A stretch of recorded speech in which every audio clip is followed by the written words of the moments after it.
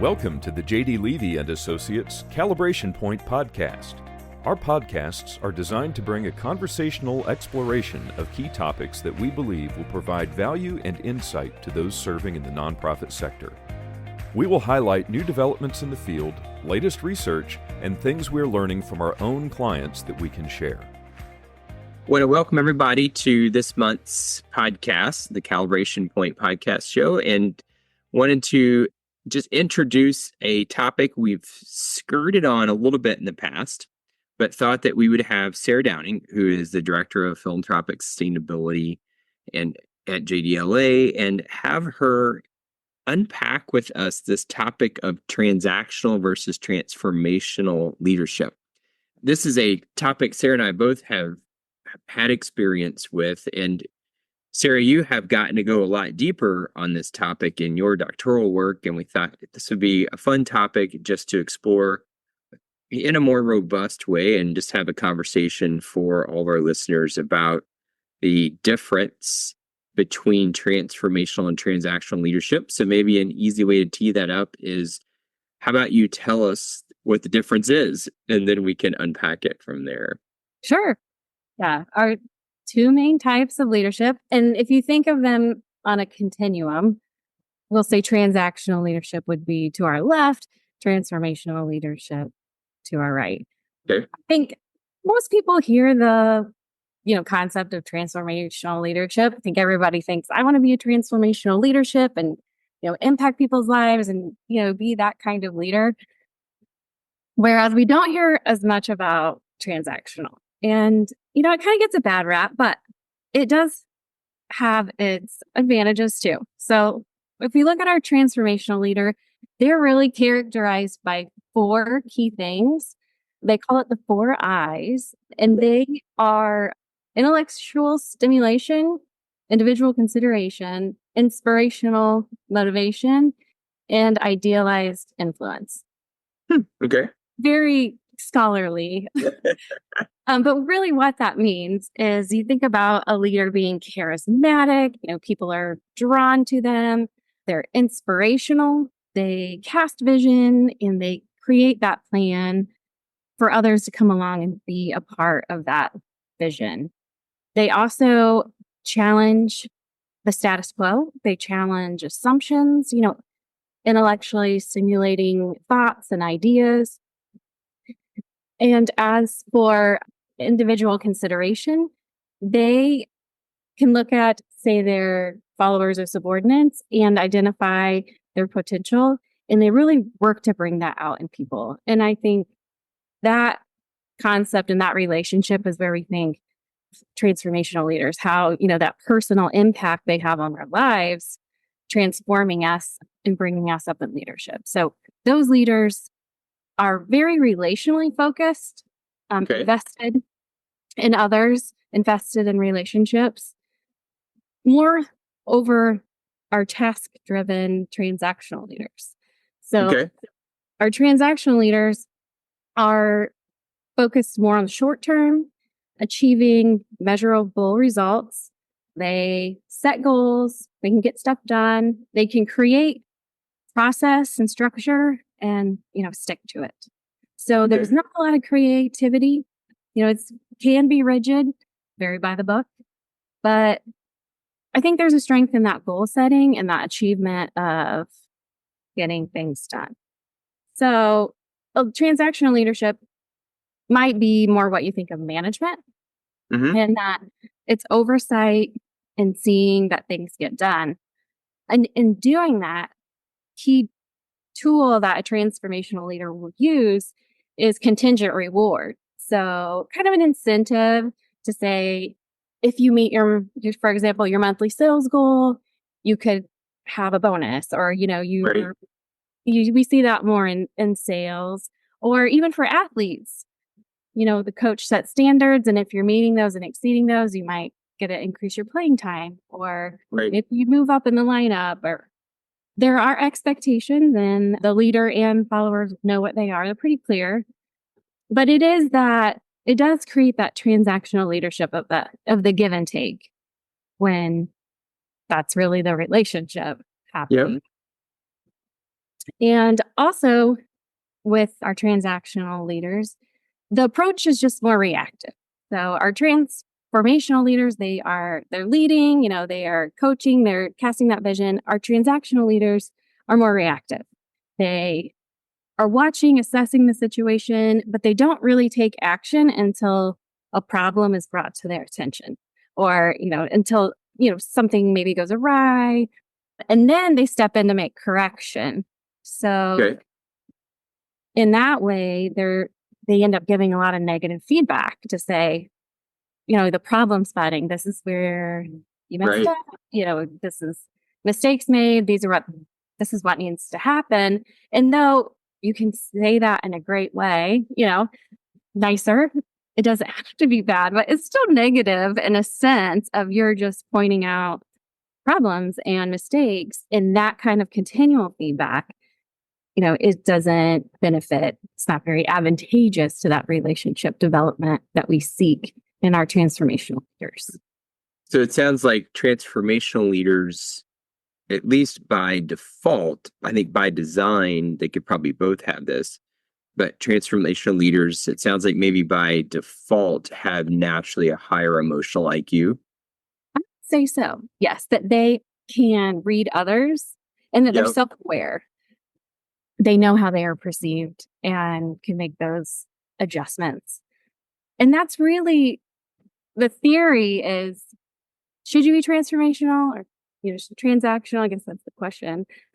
But the assumed best approach is to be situational, that on Right. this continuum, you can shift as needed.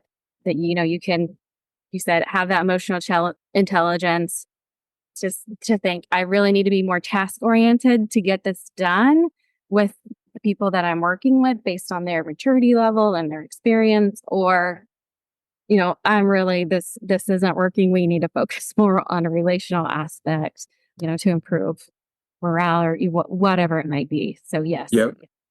So to that point, and it's, when we use the word transactional leadership, which is again is a good descriptor, initially I was kind of laughing in myself thinking, okay, who really sets out to be a transactional leader? But to your point, maybe some people should set out to be transactional, but then know how to become situational as transactional or transformational, because I think you've made it clear that we really need both of those types of leadership, and that some people are just going to be better suited into one of those styles. So I could be a transactional situational leadership or leader, and maybe that means, from what I'm hearing you say, is I'm not necessarily going to be, doesn't mean I'm going to be a great transformational leader, but at least I can know how to turn up or turn down my transactional leadership based on the situation, or the same with transformational. So I guess what I'm kind of gathering from what you're saying is that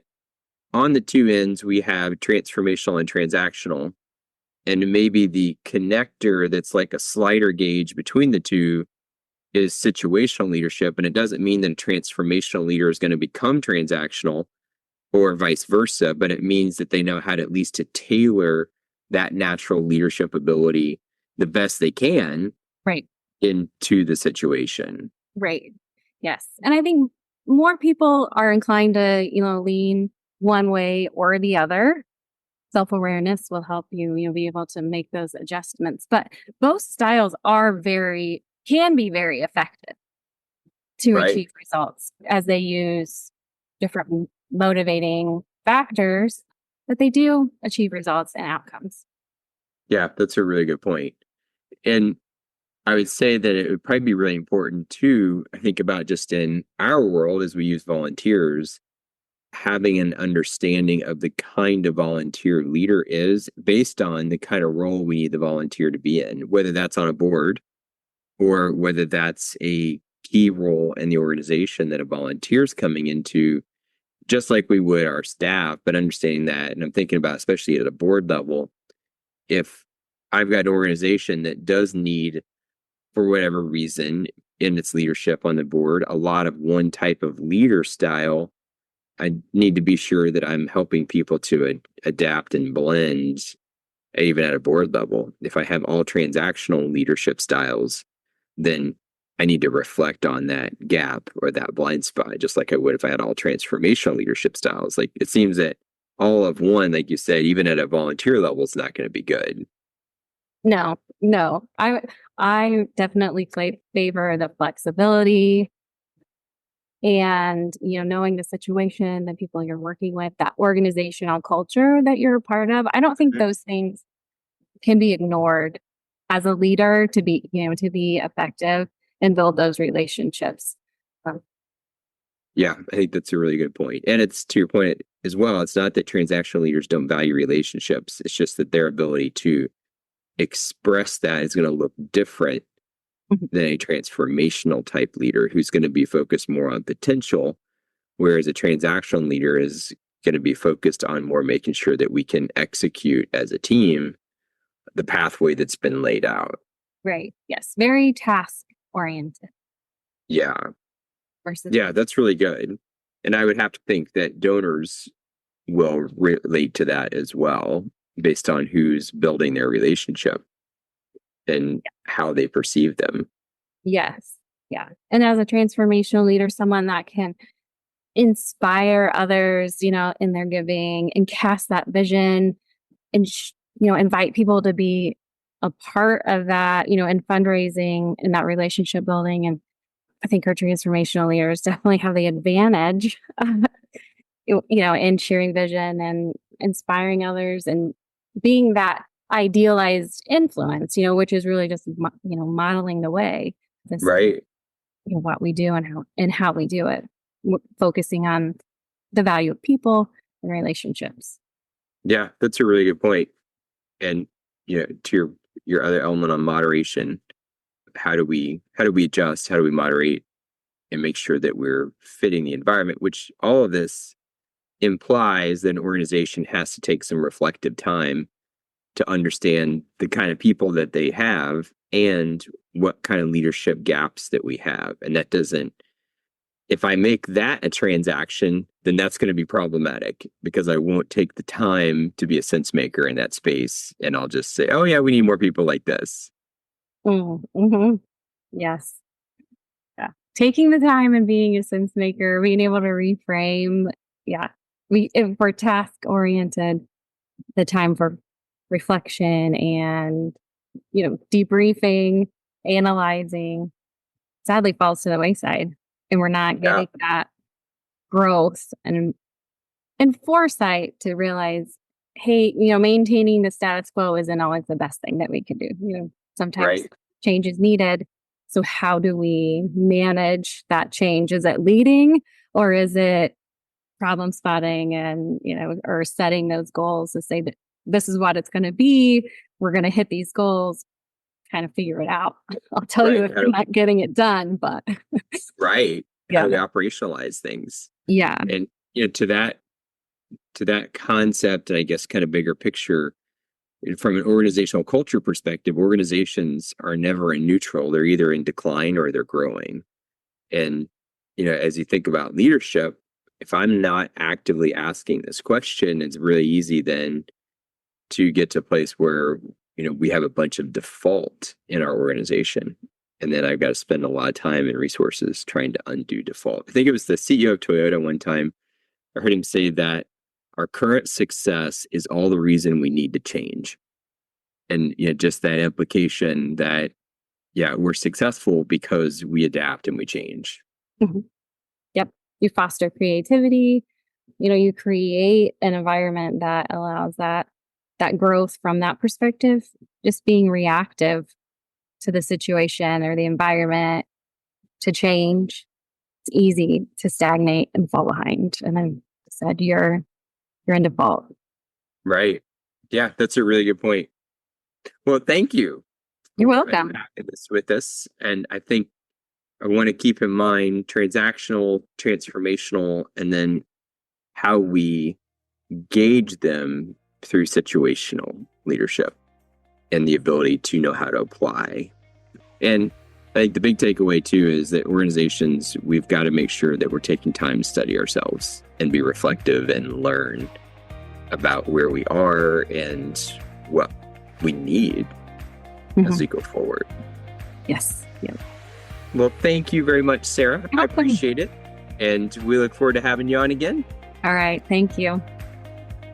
Thanks for listening to the J.D. Levy & Associates Calibration Point Podcast. If you have comments or ideas for future episodes, please reach out using the contact page on our website, jdlevyassociates.com.